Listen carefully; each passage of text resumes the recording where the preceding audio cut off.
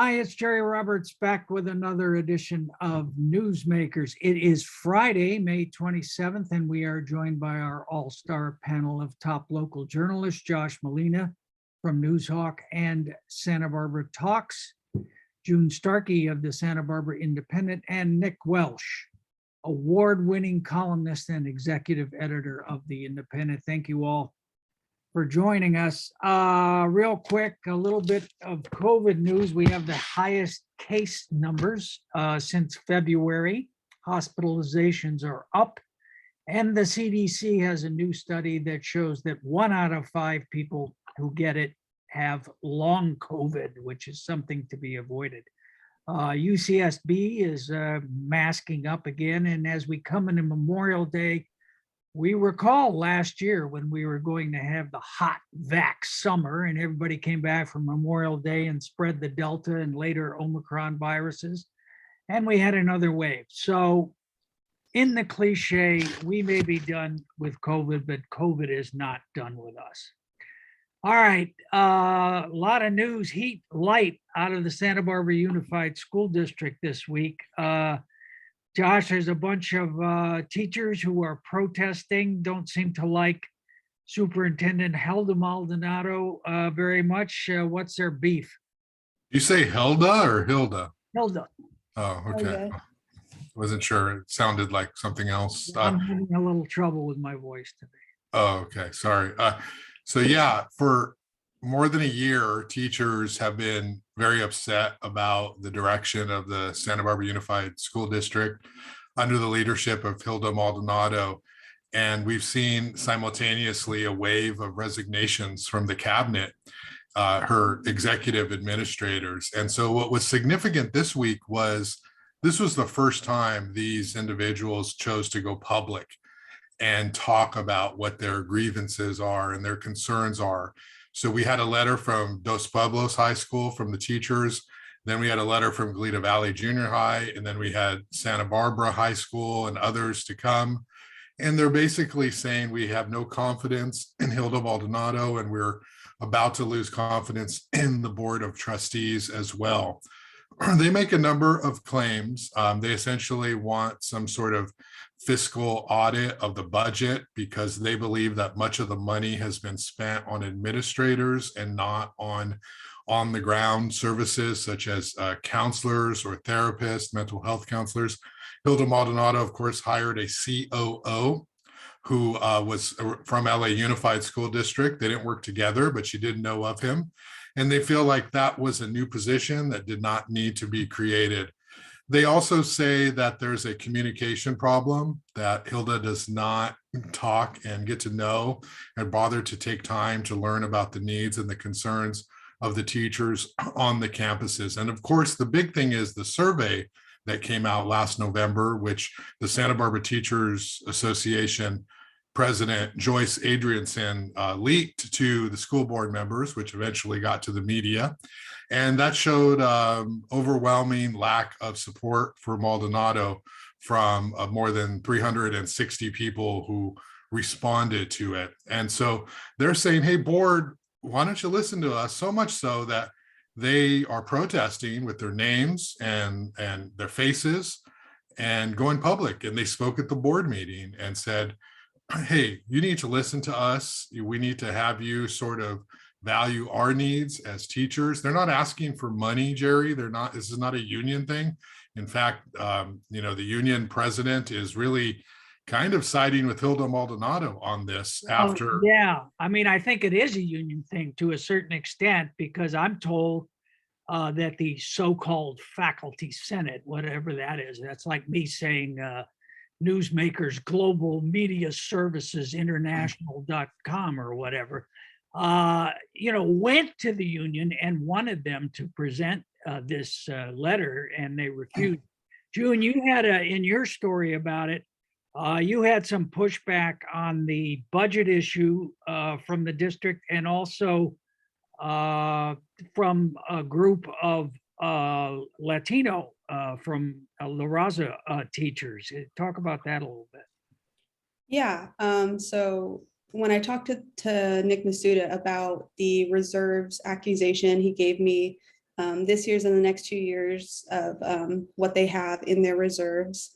And for me, I think that my issue is when you make an accusation like that, I think you need to have some kind of a figure or some kind of breakdown of what money is being taken out, and to also infer that this money is pushing us potentially toward debt is a pretty big accusation. And this is not a very like plain and simple issue. It's incredibly nuanced, as we saw when the Raza educators said that they did not side with the Dos Pueblos teachers. They said that they felt like while there is plenty of work for Hilda Maldonado to do, and I'm sure that in no way is she the most perfect boss, they felt that she had been unfairly targeted, either because she is a woman, because she's a woman of color. People are kind of misdirecting all of this anger towards her specifically.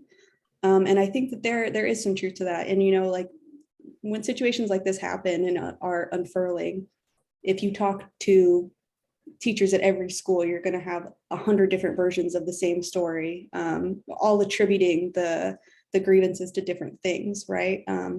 So it's a complicated issue. I wish there was a little bit more substance to these complaints, to these issues that are brought up, so that we could get down to the specifics of what about the direction the district is going in that these people don't like, what kind of interactions are they looking for. When you go back to the survey, it seemed like there are legitimate complaints being raised, but then it all becomes muddled with these personal attacks and these, ad hominem attacks that don't really add anything, and they're not productive. They're not taking us in a direction where we're coming to a solution. It kind of just feels like complaining, airing grievances, which is understandable. Especially for teachers. They're some of the most underserved people in our society, but there has to be some clarity there. Well, and I'm sure there's morale problems, and teachers are just burned out from the last couple of years. And I do think Hilda Maldonado and the school board, have tried to push ahead with some new programs and maybe put way too much stuff on the plate. And that was a lot of the complaints in the perception survey. But Josh, I want to ask you about this letter from the Association of Raza Educators, which says that there is no investment from our white counterpart educators to address diversity, equity, and inclusion. And they said that the DP Faculty Senate is a white-led formation, and they are advocating for various non-educational political initiatives. And they go on to complain about white supremacy and other things. Does this break down along racial lines? Well, let's talk about that. Obviously, there's institutional racism. Obviously, Hilda Maldonado is judged by some because she is female and because she's Latina. Obviously, there are people going to have microaggressions against people of color. That happens every day. I'm a victim of that. Our colleague Ryan P. Cruz is a victim of that. We deal with it all the time, and it's real. Okay, and I'm sure Hilda deals with that as well. In talking to these individuals, doing firsthand reporting, talking to the teachers on the record and off the record, they acknowledge that, right? That's not a secret. It's not a declarative thing. It's not like, oh, wow, this is a race thing. Let's accept that. Yes, that is part of what's going to happen. But that's not the whole thing. And that's not all that it is. And it's a mistake by those who are seeking to capitalize on this moment to benefit their own causes or organizations to say it's just that. Maria Larios Horton is a strong Latina woman, okay? She is no longer there. And it's not because Hilda Maldonado is a strong Latina, okay? It is not that. So yes, both things can be true. There can be some microaggressions toward Hilda. We know that. But to say that's what this is, when you have 100 teachers, by the way, I was there and I've been talking to them since the summer. These are people of color in addition to white teachers, okay? This is not Brian Campbell. This is not Christy Lozano. This is not that faction of the community. And what's unfortunate is the people who are trying to defend Hilda are lumping all of that together to say, in her defense, it's about race. Well, And yet, hold on, Jerry, hold on. Okay. Of course, it's about race for some people, but for the Board of Trustees to say that's all that it is a dereliction of their duties, Well, because they have a responsibility to Board of go to Trustees. Maria Larios Horton, Jerry. Board of I want Trustees Kate Ford to go to women. Maria Larios Horton Several and ask women her, of is this color. about race? And let's hear what she says. Go ahead. No, I was going to say that the Board of Trustees is all women, and it's several women, 3 women of color, majority of women of color. So, you know, when they push back in this way, I do think they have some standing. And the other thing is that, you know, somebody sent me a memo showing how Hilda has addressed specifically a number of the complaints that were raised: lower class size, substitute teacher pay rate. First of all, Jerry Roberts, Laura Cap sent me that same, Laura Cap sent me that same memo. Okay. And you didn't use it. You didn't put it in your story. Jerry, your talking points have to be things other than what Kate Ford and Laura Capps You told didn't you. put it in. Why didn't you put her side in the story? June did. Well, June's story was 2 days after mine, for one. Okay, so she had time to do that. My story, I called Laura Capps and I said, do you have a comment? No comment. The next day after my story comes out, she sends me 20, 25 bullet points. Hilda First of all, said all of those things in her State of the Schools thing, which if you read it in Newsmakers, you would have known. well, I also can read Nick Masuda's bullet points in my own email at any time. I don't need to read them in Newsmakers. Here's the thing, Did Jerry. they refuse to comment to you? Yes, they refuse to comment. Here's the thing, Jerry, and this is what's disappointing to, okay, I'm going to say journalistically, Hilda, I'm sure, is fantastic in some ways, but on the ground, talking to these teachers, talking to these cabinet members, Josh Molina, interviewing them face to face and hearing dozens say the same thing is not institutional racism. Go back to June, say again what you were saying, you know, about the lack of specificity about what exactly it is they're really talking about. And frankly, I also think that the VP complaints, a lot of it is the Sean Carey fan club, and they're mad because she left. And your pal Woodard, Bill Woodard is back there somewhere, I have a feeling. But June, talk about the specifics. Well, my story was written the day of the board meeting, but some of us have print deadlines and can't publish things at 10 p.m. So it comes out later, first of all. And also just a lack of specificity with attributing that to it's because Hilda's so horrible. Like, I would like to know why all of those administrators have individually left, and hearing the same, it's because of leadership, it's because of leadership. Well, then let them say that. Then let me hear that exactly from them and let them say that to the public instead of just inferring that because Hilda's so awful, that's why everyone is left. And I'm sure that there's an aspect of that to it. But again, there is no one stance from teachers across the board. It's incredibly nuanced because they're all interpreting and dealing with the situation in different ways. And again, it comes down to a lack of specifics when you're putting forth these complaints. What exactly is the issue? Is it leadership? Is it the direction of curriculum? What exactly is it? Well, let Jerry, just let me add a little thing here. And you know, I want to bring Nick in. Okay, I'm fine. Real quick. Nick's in a good spot. He's watching this.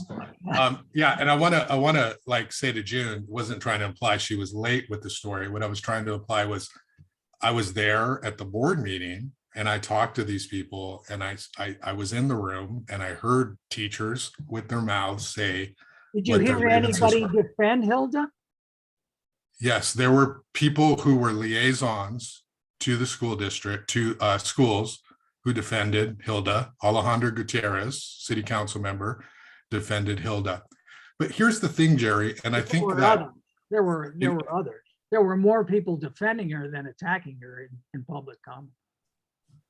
I don't know. I'd have to add it up. It wasn't, I don't think so. I'd have to add it up. But my point is this, is that if there's going to be progress, okay, if you're a member of the board of trustees, okay, you can do one of two things. You can say, oh, this is personality. She's a strong Latina. She's got plenty of people who defend her. You can say that. She Or wears you can high heels. They complain that she wears high heels. She should wear comfortable low shoes, it said. Somebody that was a big there's a complaint. Or you can say, you know, all that is true. There are people who are that petty. But there is some other thing going on here that the board should try to also address. It's not one or the other, it's both. We acknowledge that there's obviously, I know that better than the other three of you in this room. There are microaggressions, there is institutional racism, and there are people of color are judged much more harshly than those who are not for reasons that aren't fair. But to say that it's all that is not the job of the board. Well, I'm not saying it, that I think others, but Let me jump in. hang on one second. I just want to say they're going to have a special meeting Tuesday. They're going to meet in an executive session about all of this, about these specific complaints, and the public comment should be very interesting. Nick, you've lived here and covered stuff, I think going back to the Dewey founding and Horace Mann founding schools. What's your sort of 5 mile take on, is this different from what you've seen with other superintendents? How does it sort of compare historically? I think the sort of general backdrop of where we are as people right now is our heads are all exploding. I mean, we're coming out of COVID, we're coming out of 4 years of Trump, we're in the most polarized state of the country that I can ever remember, and there's something about coming out of COVID. We all can explode now. We've all had to keep it under wraps, and now we're all exploding. So there's that. You have the ethnic polarization at the school district, and the cultural wars at the school district, hotter now than I've ever seen them. Even before, when the big battle was over, bilingual education, or how do you teach Spanish-speaking kids. So it is hot. And I think you have somebody coming in from the district, from LA, it takes about 2.5 years to figure out that the west of Santa Barbara is really the south. And it really, you don't get it. And to expect somebody to come in, no matter what their style, to figure this community out is absurd. I am hearing from enough people to believe there's basis to it, but Hilda has a very, this is the way you do it, and you do what I say, top-down approach. It does not work well in the Santa Barbara approach. And obviously, when you have 75 teachers, or however many physically showed up at a school board meeting, to say we don't have space, that's not every day. That is not the right-wing crackpots who show up when about 10 people can speak for a long time. I don't know what the fire is, but there's a lot of smoke, and the smoke is unusual. But if you go to kind of a more specific point, again, if you have 9 people at the top executive level, people are leaving for a lot of reasons now. But when you have 9 out of 10, you gotta go, maybe we need to have exit interviews. And from what I am told, those exit interviews have not happened. Didn't Masuda tell you there were exit interviews? He didn't tell me that, but June. Yeah. That was in your story, I think. Yeah. That And is obviously some of them have not left the district yet, so they're not conducting the interviews until they're officially leaving. Maria Larios Horton did not conduct an exit interview. In fact, she pulled Hilda Maldonado and was gone the same night. So Nick did not tell me that. I'd be very surprised if Nick would tell me that. That's the problem. They wouldn't be asking for Nick exit Masuda, interviews if there were exit interviews. Nick Masuda, not Nick Welsh. And I do want to build on Nick's point about sort of parachuting into Santa Barbara from anywhere else. Just from personal experience, I can attest that it's very, it takes a lot of time, and it takes a lot of face-to-face time connecting with people and getting a feel for community. And she couldn't do that for the first year, and apparently has not done that for the second year. And I agree. I think there are some problems. I think they're more executive coaching problems, and kind of want to have everything done right away. That she has some impatience, and people are just kind of too tired and burned out to be doing. You know what I would say to that, Jerry?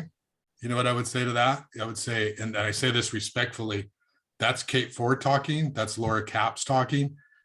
The reporter who's talked to these people, who's had actual interviews with them face to face, will tell you the opposite. And that's what reporting is. Reporting is not speculation. Reporting is I'm facts. not speculating. I talk to people. I do my own reporting, and I'm saying there's two sides to this story. Yeah, there are two sides, but it's to say that it's a personality issue is not fair. And by the way, the teachers I talked to, okay, I just say after the board meeting, because there were many people who spoke on behalf of Hilda, and the narrative that is coming out of the district is that it's no one wants to work with a strong Latina, regardless of how this turns out. Okay, the teachers I've talked to, they are What do disgusted. they want? Do they want her gone? Hold on. I mean, Regardless we of had a failed system. That's why the other guy got pushed out. Everybody agreed it was failure. So the people who are responsible for the failure are leaving. Why is that a bad thing? No, Jerry, that's two different things. The people responsible for the failure, as you put it, okay, that's the Brian Campbells of the world. The teachers are not saying they're responsible for the They're failure. complaining about all the administrators being gone. But Yes. the administrators are the ones who were at the helm when all this failure, alleged failure, a stated failure, asserted. Jerry, there's been an achievement gap in Santa Barbara Unified School District. It is not worse under Sean Carey. And in fact, the test scores for Santa Barbara Unified are among the top in the state. The problem is for people of color, the problem is it's still low. But to say that there's some failure of Fran Wagnick and Sean Carey is somebody who does not talk to Fran Carey and to Fran Wagnick and Sean Carey. Fran was in charge of discipline. Read their complaints. A third of the complaints are, you're not helping us with discipline. All right, we got to move on. We'll find out what happens Tuesday. Nothing's going to happen on Tuesday. I'll tell you that much. Well, we'll find out what's going to happen on Tuesday. And Josh, I know you'll be there with the Sean Carey fan club to continue this. I'll be right next to you with the Laura Capps fan club. So we'll be side by side. This assault. Nick, in other news, it's the start of fire season. I thought we had fire season all the time, but your piece made clear that we're on high alert now. What? It was last week. There was a big press conference out at the county fire department. Pretty much every fire chief from most of the fire chiefs from the South Coast and Bill Brown, the sheriff, were there to say, "Hey, everybody, heads up! It's high fire season." And it's sort of like Groundhog's Day here in Santa Barbara, and And I figured, well, this is just because Memorial Day is right around the corner and everybody's going to hit the trails and stupid things are going to happen. It turns out it's a little bit more specific than that fire season is coming a little bit earlier this year because the chaparral up on the hillside is considerably drier this year than the prior 3 years, which is saying something because they were not particularly moist before. given the winds we've been having, that's pretty scary. And what a high fire season means in practical reality, as opposed to ceremonial, is that an incident that in the past would have gotten a one engine call out, now we're getting like 3 engines, a hand crew, maybe a helicopter and a dozer. So you have to get on stuff, faster, bigger, harder, out the gate. All right. And June, you had a piece about the new restrictions in Los Padres. What are they? Just some regular restrictions that usually come in before Memorial Day weekend in the summer months. No fireworks, no campfires or stoves, just containing any area where a fire might break out, clearing out brush in areas where you plan on doing any kind of cooking, things like that. All right. Okay. So be careful out there on Memorial Day. A couple things real quick. Josh, what is fractional ownership? And why is it in the news? Well, there's this company called Picasso, Pacaso, and apparently they're a startup founded by former Zillow executives, and they're going around to paradise communities and buying homes and then selling fractional ownership. So people can pay to live there for a certain amount of time. It's like 1.1 million for these multi-million-dollar homes. You can For an eighth, for 1/8 share, right? For 1/8, I think you can stay up to 44 days a year. And so in Santa Barbara, there's some neighbors who are upset about one on Las Alturas Road. I forget the address, 1131, maybe something like that. We don't put addresses in our reporting. I put it in my story, and I put the ones in the 2 in Montecito and the other in Santa Barbara. Well, you better hope Rob Lowe doesn't call. One's on Picacho Lane, by the way, so I don't know if it's the same one. But so essentially, the homeowner across the street, Don Voigt, is saying, hey, we got to stop this. And he's got a lot of support. He's a member of the Riviera Association. Stop it. Why? Because of parties or what? Well, a couple things was it's marketed toward on the website for people who live out of town who want second homes. And so they will get an ownership of this home, and then they have people coming in. And of course, Santa Barbara, they're going to party. They're going to have multiple cars. They're going to be drinking and be loud music. This is still a neighborhood. Okay. And so we need to be able to respect the neighborhoods, but that's not what's happening. The other thing is the bigger issue is like, okay, well, you're going to complain about grumpy neighbors. Okay, we have a housing shortage in Santa Barbara, and these are homes that could be utilized for people in the community. Now, Picasso says these are high-end homes, and so this isn't like a family of 4 is going to be able to afford this Riviera house, but Rob Fredericks from the Housing Authority says if you take a house out of the supply, that's going to constrict even what we have left of ownership, home renting or ownership possibilities. So maybe another more wealthier family could move in that, and that relieves something that's more middle class. So this is going to be a big deal. It's sort of a national story because they're trying to do it all over the place. And Montecito's coming unglued, other parts of Santa Barbara, and they're rising up to try to stop this. And other communities are seeking legal remedies. Nick, it sounds to me like a timeshare. Is it? I mean, it's a fancy word for timeshare, but the deal is structured differently. So you have it's basically a limited liability corporation. Each home is a limited liability corporation, and you have a partial ownership of it. So it's legally it's different. Functionally, it's kind of the same. This one is, as Josh said, 44 days, 12 at any one given time. The other thing about these is that if this is allowed, even in the high-end market, their arguments, oh, nobody's living here, you're not taking it out of the general circulation. It puts a speculative pressure on all houses. It's all sort of higher upper end houses. It's going to be even more speculative. And the more you push the ceiling up, the more you set the market bar at that level, everything follows suit. And unfortunately, they say, rising tide lifts all boats, but in Santa Barbara, rising tide drowns all tenants. And this, I think, is going to be one of those instances. And all right, and so we'll look for the city council to take this up, I guess, huh? Well, just what Josh reported, Randy Rouse, who is no friend of rent control or any of those sort of proposals, seemed open to the idea of banning them. So this is it would be low hanging fruit for the city council to say, no, we're not going to allow this. All right. All right, real quick on the election, I can report exclusively that there's an aggressive effort going on to get Christy Lozano and Susan Salcido in the same forum before election day. Whether it pays off or not, we'll know by Tuesday. But Nick, you had a nice column about the sort of lack of competition, that this is the most boring election in history. What's the issue with that?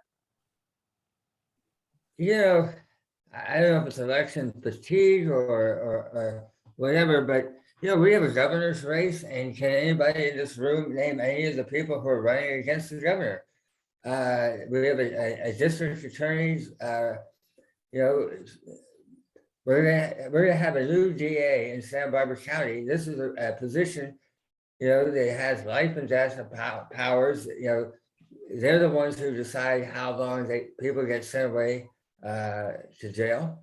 They're very powerful. No election. It was a very deft move by Joyce Dudley, the current DA, who decided not to tell people that she wasn't running until the 11th hour and 59th minute.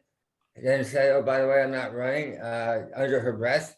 And her sort of handpicked successor, a guy named John Sabernac, said, oh, by the way, but I am. And a lot of other people in the community or in the office might have been interested, and we'd have at least a debate and a discussion. That's not happening. And then the supervisors, 3 of them are going to be there, having faced no opposition. Steve Levin. That's pretty amazing. That is an amazing thing. That is an amazing thing. And by the way, Nick, Woodrow Woody Sanders III, Michael Schellenberger, and Daniel McCurry are among those opposing Governor Newsom. All right, Josh, what do you got on the podcast?